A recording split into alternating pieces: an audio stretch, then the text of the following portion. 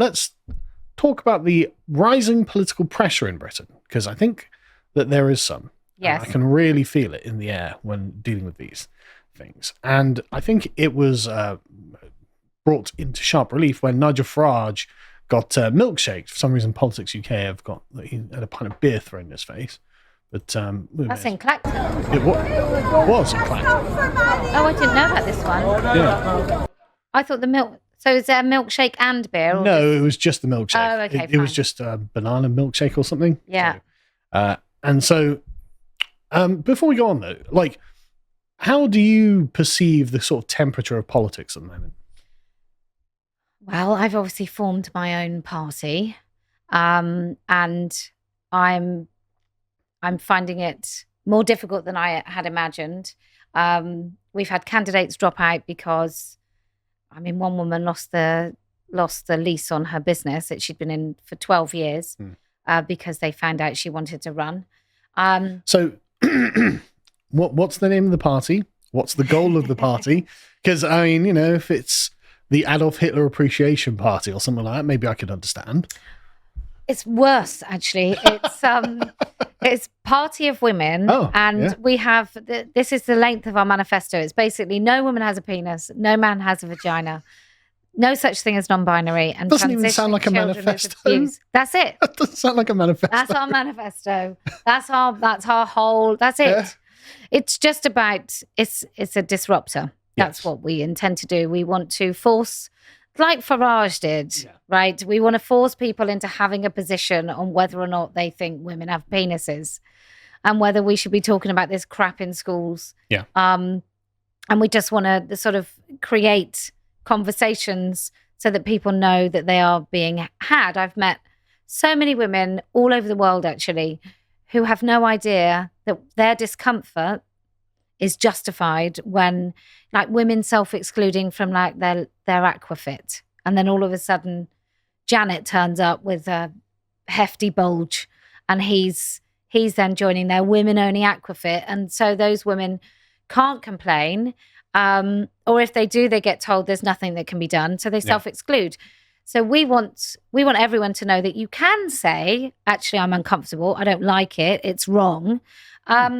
And you should be able to say that. And the more people that wake up who agree with us, because it's not like you have to convince anyone. You've either got nutty tribal leftists who think that live and let live, except for women, they've just got to put up with blokes in their spaces.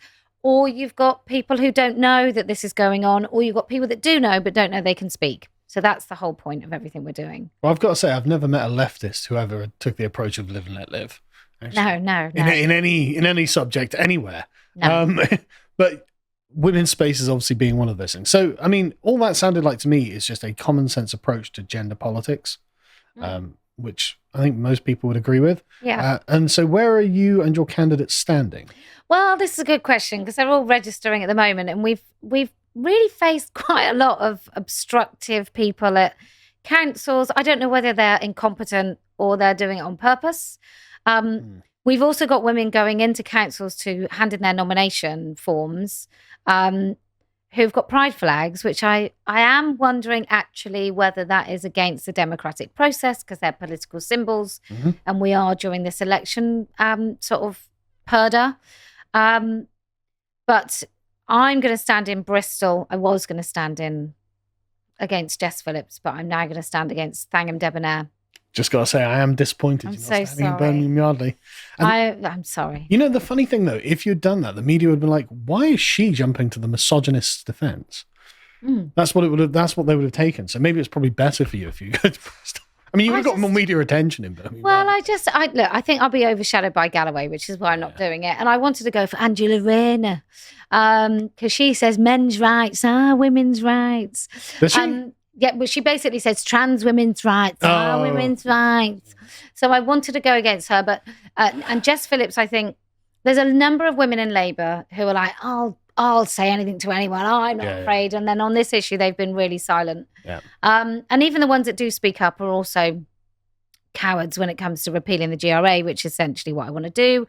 I think the Equality Act is crap. Yeah. I think that needs ripping up, and we need to start again. I think we need a Men's Act. I think we need a Women's Act, and I think we need a Disability Rights Act. And then beyond that, I don't know what else I would kind of cover. Well, why do we need anything else? Well, I don't know. I mean, I said something the other day about I think we should be able to discriminate against men who call themselves women, and you'd think I'd said I would like to take them all to camps and kill them all, and I didn't say that at all. I do think if a bloke turned up for an interview, and I owned a florist, yeah, or if he came and started work, and he's Jeff and he's fine, and then day 3 he turns up in a dress and says, I'm Janet now, I think I should be able to sack him, actually. I think my customers would find it uncomfortable. I think other staff would find it uncomfortable. And if he turned up in a gimp suit, I imagine I would be able to sack him. But even if he's a teacher, he's allowed to carry on in his profession. It's insane. No. It is mad. So there we go. So anyway, let's get back to Farage, because no, that's totally fine. I asked. So Farage, I think, and yourself, and I've been in the crosshairs as well, emblematic of a heightened political tension, because what all of the people who are receiving political violence, and that's what this is, what they all have in common is actually not necessarily the political platform, but it is opposition to the sort of hierarchy of Blairism that we mentioned earlier. Yeah. And so if you find yourself on the outside of the inner consensus, well, you're targeted. And that's what happened to Farage. And so everyone thought, it was a lady called Emily Hewitson that did it, because this started going around. Well, blondes all look the same. Well, to be fair, facially they do look quite similar. Yeah. But I've met Emily. She's a perfectly nice person, and she is a big fan of Nigel Farage and definitely didn't do this. But as you can see, lefty accounts started going, oh, well, this is a PR stunt, blah, blah, blah, blah. No, this is just the stochastic terrorism that you have ginned up. Yeah. The woman herself was actually someone else. Her name was Victoria Thomas Bowen, double-barreled surname, who runs an OnlyFans account. And that's how she lovely. Yep. Guess which party she votes for? Labour? Yeah. They love a bit of OnlyFans, don't they? Yeah. How did you know? She posts about this on Facebook, quote, vote Labour for the many, not the few. So she's a Corbynite. And when asked why she did it, she said, because Farage is an arse. And then added, he just is, I don't know why. Oh, brilliant. Okay. Wow. What an exceptional young woman. Yeah. Aspirational woman. She very informed in politics. But the point and the reason that she's done this is because she knows there's a large contingent of Labour voters who will sing her praises. Because apparently you're allowed to do that. I mean, this Philip Proudfoot, we can just see his bio here. I don't know if this is Charlotte Proudfoot's husband or something. But she's a genius. She's wonderful, isn't she? But as you can see, he's a lefty human rights type. And he's England's Rose. It's like, I think she might be a prostitute. Sorry, he's human rights and he's championing somebody assaulting someone. What a great I'm for man. I'm for humanitarianism in Arab states. Yeah, but not over here. Yeah, he does say Britain as well, like accountability, humanitarianism in Arab states, Britain elsewhere. And of course, I think it's a great thing when the political opposition gets intimidated by random members of the public. I mean, look, I've been subjected to violence myself, just not in a political realm, but just with people disagreeing with me. I said I was going to go to Bristol today, which I did. And a couple of people were talking about milkshakes and soup, tomato milkshakes and stuff. But I think she should definitely be charged and something, quite serious. Someone said, do you think she shouldn't go to prison? No. But I do think it should be, it should definitely be a punishment that prevents other people thinking they could do the same. 100%. I mean, Nigel Farage didn't take it great, to be honest. And he's been milkshaked before. And you can tell that this really affects him deeply because he is a professional politician and has been for the last 30 plus years. Yeah. And so to him, this is very serious. I think we'll watch a bit of this because it's his demeanor that I found most striking. The face, fair and square, quite frightening.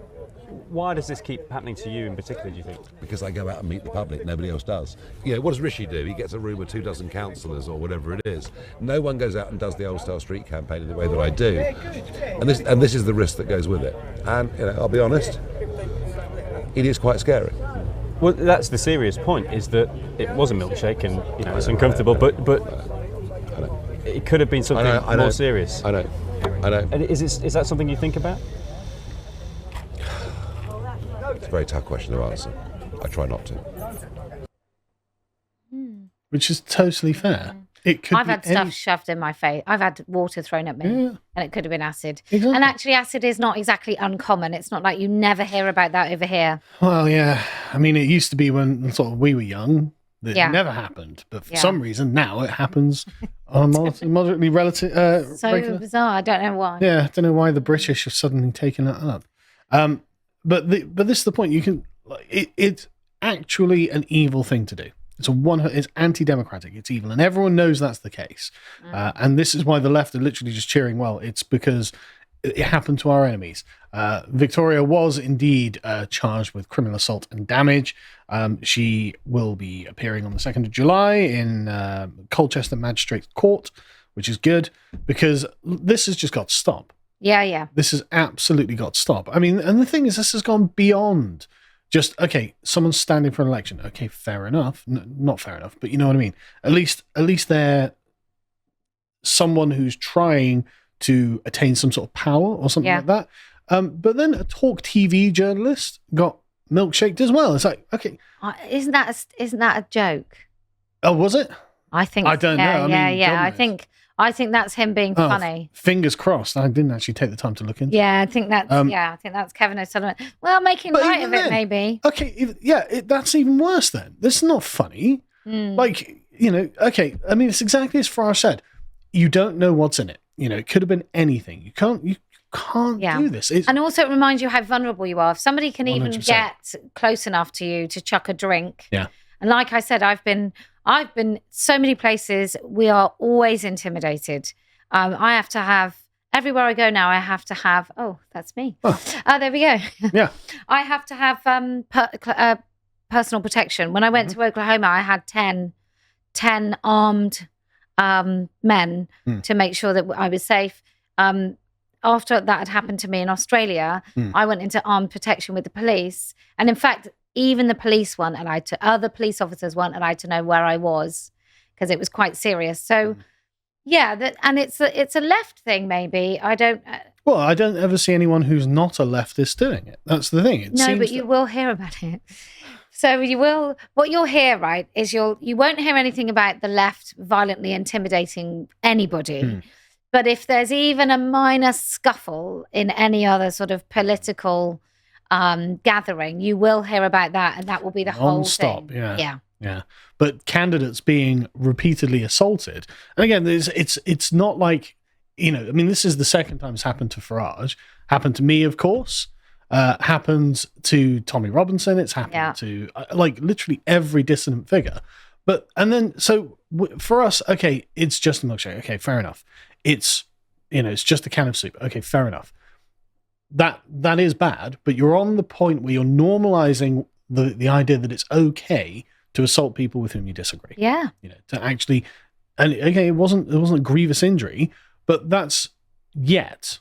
It's not a grievous injury yet. But it's anti-democracy because then what 100%. You do is you discourage people from wanting to enter into politics, which is really. Politics is difficult enough to get into anyway because it's very bureaucratic and you've got to have a lot of time and patience to really understand what the process is and how to be part of it. But then once you're part of it, if you don't say the right things, and the people that feel they can get away with violently assaulting you can do it, then why would you get involved? Yeah. And in other countries, I mean, they do have it worse. For example, an AfD politician was stabbed a couple of days ago while on the campaign trail. Heinrich Koch was attacked with a knife after confronting a suspect who was tearing down election posters near a town square. Absolutely mad. We get no details on the subject, but he apparently shows clear signs of mental illness. Might have been screaming something in a foreign language, I guess. And of course, someone was attacked at an anti-Islam demonstration, and a policeman was killed arresting the person who was being attacked. Yeah. And so it's mad. I mean, Koch himself needed stitches in the head and had a cut in his stomach, but the injuries thankfully weren't life-threatening. But the co-chief of the AfD was like, well, this is shocking. It leaves you stunned. It's like, yeah, it is. And this attitude towards your political opponents is becoming normalized in this country. Yeah. It just shouldn't be that we see, like, Nigel Farage, like... Did all politicians come... Like, this is what I think should happen. And maybe I haven't been paying too much attention because I've been too wrapped up in the things that I've been having to do. But Rishi, Keir, and loses his balance, Ed Davey. Yeah. They should have all come out and condemned it, did they? I didn't actually see Rishi or Keir condemn it, which is weird. I saw Yvette Cooper, of all people, condemn it, which, okay, at least someone says something. But actually, there wasn't widespread condemnation of it. It should have been a really serious kind of, right, this is interfering with democracy. Yeah. And how would they feel if it was them? And actually, Rishi in particular, I guess... You would think he'd be concerned about it, but there should be a hard line on this because, I mean, the normalization of this kind of aggressive, anti-democratic political violence escalates, as the AfD have shown us. And it's not like there isn't a heightened sense of tension in the country. I mean, do you remember a few months ago where Lindsay Hoyle was saying, look, I just don't want anyone in the parliament to get killed after David Armes had been killed? Obviously, that and Joe Cox, that looms in the memory of people because, no, we're at the point where politicians are being assassinated, actually. Yeah. We're at that point. And so Talk TV making a joke about it, like, I'd given them the benefit of the doubt. I didn't even look into it, to be honest. I saw it and thought, oh, God, that's happening too. I'd given them the benefit of the doubt, being like, okay, someone was being a prat to this guy as well. If they're actually mocking and making light of that, that's even worse. That's totally unconscionable. Yeah. Like, sorry, people have been actually killed over this stuff, and you're making it normal that people should be attacked for their politics. I mean, I did genuinely think I was going to die when I was in New Zealand. Like, not. You don't know what they're doing. I thought I was going to get to the floor and never get up. Yeah, you don't know what they're doing. No. It's... And the mob works in a particular way. And also, once you throw that milkshake, once you kind of cross that line, the likelihood of actual, like, real serious violence. Yeah. A seal has been broken. Yeah, absolutely. A seal has been broken. Why not a punch? Yeah, exactly. I mean, I that's the one thing I really liked about Prescott. Yeah. The fact that he hit back was... Yeah. And he did go up in the polls after that as well. Yeah. But I don't like anything else about Prescott. No. But the point is, it's unacceptable, and everyone knows it's unacceptable. The speed of that rabbit punch was good. It was funny. Yeah. And the only reason they're doing this, of course, is because Farage is looking like he's going to do quite well. Apparently, data that's come out has shown that Farage is likely to win Clacton, which is great. It's the only constituency that ever returned a UKIP MP. Well, I don't think it's just that he's going to do well, right? I also think it's the way the media talks about him, the way everyone is allowed to talk about him, the way that he is misrepresented, and also because there doesn't seem to be like a penalty. So there are other people who might have similar views to him that might be surrounded with more rough and ready people, so they know that they're not going to get punched back, or that that girl chucking a milkshake, she didn't fear that there was going to be any kind of physical retribution. Yeah, no, I totally agree. No, you're totally right. I mean, that is one of the main reasons that they feel emboldened to do it. And if they thought there was going to be any pushback, they wouldn't do it, obviously. No. But yeah, it looks like Farage will win Clacton at the very least. But there are other seats that are marginal that he might win. Who knows? I mean, he's had a bump in the polls. So Conservatives are down to 19, Reform were up 17 in a recently released poll.